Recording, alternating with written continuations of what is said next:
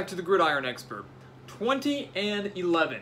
Obviously not even close to being our best here at the Gridiron Expert, just 64.5%, but that record right there is why I love college football. Week 6 was filled with tons of upsets where we saw 8 teams in the top 25 lose this week, including 5 to unranked teams. And of course, we're going to break down and recap how exciting Week 6 was, show you our picks, how we did on our predictions, and teams trending up and trending down. But we got to start with probably one of the most exciting games of Week 6. Florida beating LSU, the 5th-ranked LSU Tigers in the Swamp, winning that game 27-19, and probably the signature win for Dan Mullen the week before, getting a huge win over his former team in Mississippi State. Florida, maybe the team, the second best team in the SEC East. You've got a solid, 2 solid teams there with Florida and Kentucky, and obviously Georgia being the leading favorite in that one. Florida already losing to Kentucky, still has a date against Georgia coming up, and Kentucky also having yet to play Georgia. So the SEC East might be a little more competitive than we thought. So a thrilling win there, and a great job by the Gators and Dan Mullen.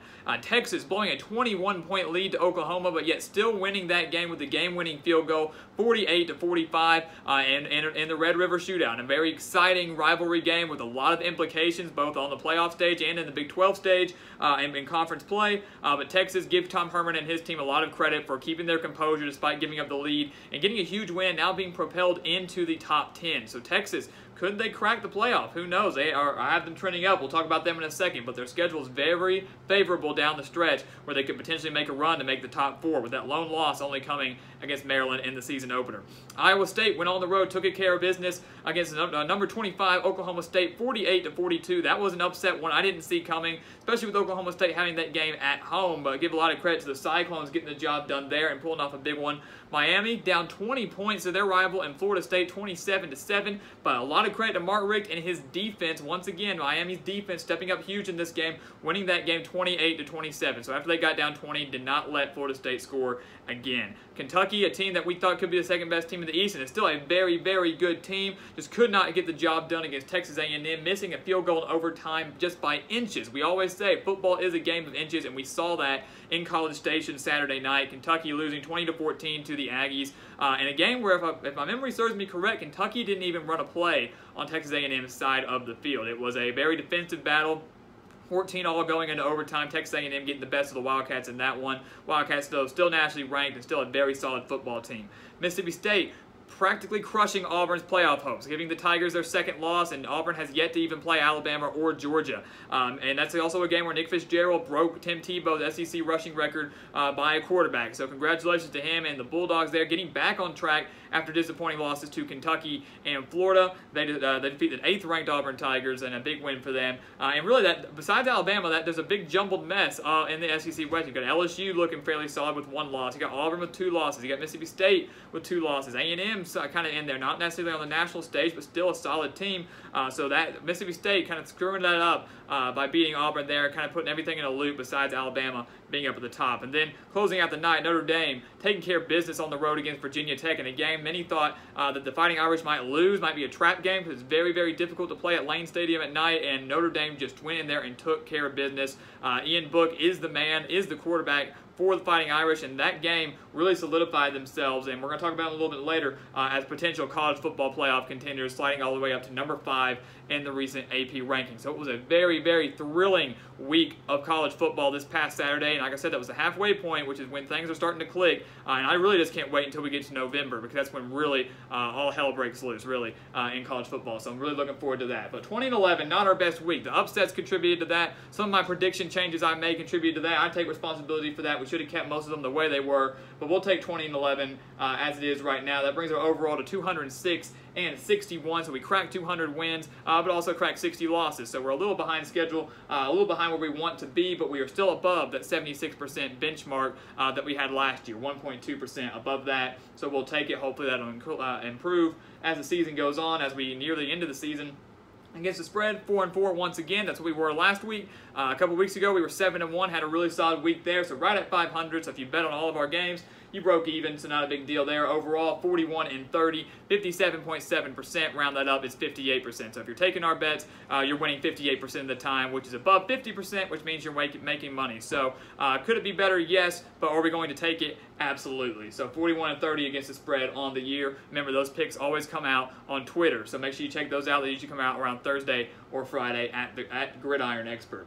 So teams trending up. We'll start over here now after we recapped all the exciting games that we had going on. We'll start out with Iowa, whose lone loss this season has come to Wisconsin. A solid Wisconsin team who would still be ranked in the top 10 right now had they not lost to BYU, a team who we have trending down right now. But Iowa, their toughest game left really right now is Penn State. And that game's on the road. They're probably going to lose that, but I don't see another game on their schedule where I feel confident in saying they're going to lose. I feel like they probably will lose to Penn State. Last year, if Iowa had this game at home, I would feel confident maybe they could pull off the upset, and much like they almost did last year.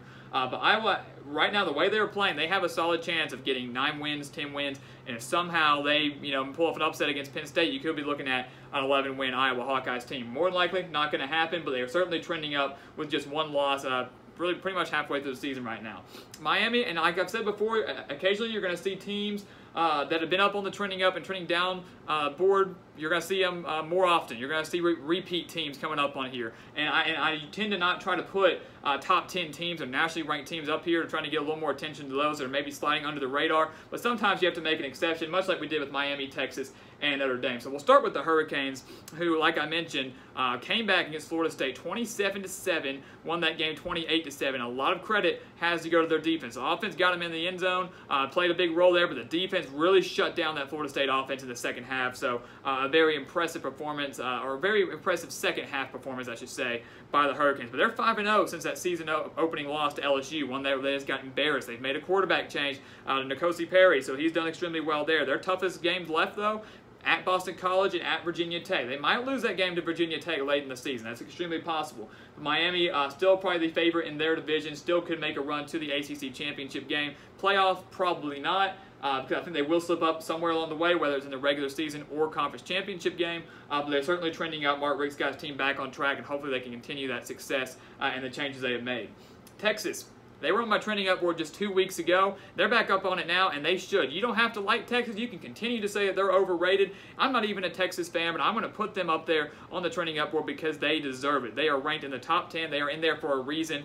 They have not lost since the season opener to Maryland, a game that we weren't expecting them to lose. Imagine where they would be ranked right now had they not lost that game to the Terrapins. But nonetheless, they have beaten USC. They have beaten TCU, and they got the huge win over the 7th-ranked Oklahoma Sooners this past weekend.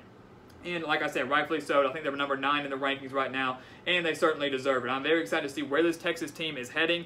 They have the potential to continue to roll and maybe not lose the rest of the season. That's why I said, are they a potential playoff contender? I'd love to hear you guys' comments about that, because their toughest game left is probably at home against West Virginia, and a very solid team led by Will Grier. They have a couple trap games in there, maybe on the road against Texas Tech, something like that. But if they take care of business, they could win out and have a Big 12 championship game against a West Virginia team or another rematch against Oklahoma or something like that. This is a Texas team that is on a completely different level, has found their identity. Tom Herman has right the ship, and I'm very excited to see how things go for the Longhorns over the course of the rest of this season. So are they playoff contenders to you guys? Are they Big 12 title contenders? Leave your comments below there. And then Notre Dame, I know they're number 5 in the nation. Why are they trending up? We don't usually put teams that are that highly ranked in there, but they're 6-0 with solid wins over Michigan, solid wins over Stanford, Virginia Tech on the road, and you can make so many excuses. Michigan might be overrated. Oh, Stanford was struggling. It was at home. Both those games were at home. Virginia Tech, they didn't have their starting quarterback. Whatever you want to say, have at it, but you give credit to Brian Kelly for making the switch at quarterback from Brandon Wimbush to Ian Book. That change has pretty much given the Fighting Irish about a 200-yard-per-game increase on average since they've made the quarterback change. So Ian Book has really put a spark into this offense. I think it's put a spark into this entire Notre Dame team, and they are certainly looking like college football playoff contenders to me. And I don't see another game on their schedule that they can lose this season. They're against mediocre to a little above average teams over the course of the season. The only game that I think can be extremely tough for them, they got Florida State in there. They've got USC to close out the season. USC is not looking that great, neither is Florida State. So Notre Dame has the potential to finish 12-0, and if they go 12-0, there's no doubt in my mind that they should be and will be in the college football playoffs. So yes, they are number 5 in the nation, but deserve to be trending up. Trending down, though, BYU. a couple weeks ago. We had them on our trending up. It's amazing to see the changes that can happen in college football in just a span of a short matter of time, in just a few weeks. They beat Wisconsin. People were high on them. They jumped into the rankings. Things were looking good, and now they've lost to Washington and Utah State. The Washington game, understandable. Washington, a nationally ranked team, one of the better offenses in the entire country. They lost that game 35-7. But last week, they got blown out by Utah State, a game that I predicted. I want to add, I was at LaVell Edwards Stadium this summer predicting the BYU games. Everybody criticized me for saying that they were going to lose to Utah State, but they just got annihilated by the Aggies, and they deserve to be on this trending down board. When you go on the road and beat a team like Wisconsin, you can't lose games to a team like Utah State, who is a good team. Nearly beat Michigan State in the season opener, who is next up on our list. But nonetheless, BYU deserves to be trending down. They definitely need to straighten some things out. I believe they're sitting at 3-3 right now. Michigan State. Back in the offseason, I had them, a 10 wins, something like that. I know a lot of people had them as a potential playoff dark horse. I know I did. I was very high on them because Mark D'Antonio is a man that always has his team ready to go. And with the amount of returning starters they had and the favorable schedule they had, I thought this was going to be a year that maybe they didn't make the playoff, but we're certainly going to contend for the Big Ten title. And here they are, having already lost to Arizona State, and just this past week losing to Northwestern, a very subpar right now Big Ten team. They are 2-1 in conference play, but I believe just 2-3 overall. So the fact, and they lost that game by 10 points. I should add. It wasn't really that close. It was 29-19. So Michigan State and Mark D'Antonio have got to figure some stuff out, but you can basically just throw everything out the door that I said back in the offseason. They're not playoff contenders. They're not Big Ten title contenders. This is has been a very disappointing season for the Spartans, who, like I mentioned, lost to Arizona State. Our next team up trending down. Herm Edwards, I thought was a brilliant hire, but I knew he was going to struggle early on or in his tenure at Arizona State. We weren't expecting anything huge out of them. I was surprised that they got the win over the Spartans in week 2, and that was a very thrilling victory, and things were definitely trending up for the Sun Devils, and you thought, oh, maybe they're going to be able to compete in the Pac-12 a little bit. But so far, they've lost 3 of their last 4 after that 2-0 start and that win over Michigan State. They just lost last week to Colorado, a team that we had trending up last week or a couple weeks before that, looking extremely well, number 19 in the nation or 18 in the nation right now. So not a bad loss to Colorado, but after starting off 2-0 and all the excitement surrounding this team, it is unfortunate they have lost 3 of their last 4. And then staying in the Pac-12, we've got Stanford, who, a lot of people after week 1, after that Washington loss to Auburn, thought this could be the team that we're going to have to rely on to be the representative of the Pac-12 in the college football playoff. Stanford looked very solid. They had you got KJ Costello in there. You've got Bryce Love, one of the better running backs in the entire nation. I know he's been battling injury, but you can't rely on one player to make your entire team. And I believe that's what Stanford has done. They've lost back-to-back games now. The Notre Dame game on the road, understandable. Notre Dame, a very solid team, very difficult place to play. This past week, though, they lose 40-21 to Utah, and that is inexcusable. That's unexcusable for what happened to the Cardinal there. I know Bryce Love was out. I know that he was injured, but once again, you cannot rely on one player, especially just a running back. Running backs are extremely important, don't get me wrong. Quarterbacks, though, you can make a little bit of a better case for that, but you've got to, David Shaw had to come up with a better game plan. They just got annihilated by the Utes, who was mediocre as of right now. They've still got some big games ahead of them. Only lost to Washington by 14 points, but they're not this Pac-12 powerhouse as of right now. They still have a little ways to go. Stanford just got embarrassed by the Utes and certainly deserve to be trending down for 2 losses and now out of the rankings. They were 14th at the time. They were out of the top 25. So once again, the roles have switched again. Washington is now, I believe, the heavy favorite in the Pac-12, and they're going to have to be the Pac-12 representative of the college football playoff if there's even going to be one. So that's very unfortunate for the Cardinals. So this is our Week 6 recap. Our record's going in to Week 7 right now. So hopefully we'll crack 300 wins once again, much like we did last year. Hopefully that percentage will improve. But like I said, as always, we can just stay above 76% straight up, and we can stay above 50% against the spread. It's a good year. So things are certainly looking good. Make sure you go check us out on Predictive for some extra content, inside content there. Go check that out. You can do some live chats. You can make your own predictions. You can see some extra stuff that I have to say. The link's going to be in the description below. Go check us out on Twitter for prediction changes and spread picks and all this live feed as the games are going on every Saturday. That's going to be at Gridiron Expert. And as always, please continue to check us out here on YouTube, and please continue to like, comment, and subscribe. And we will see you next time on the Gridiron Expert.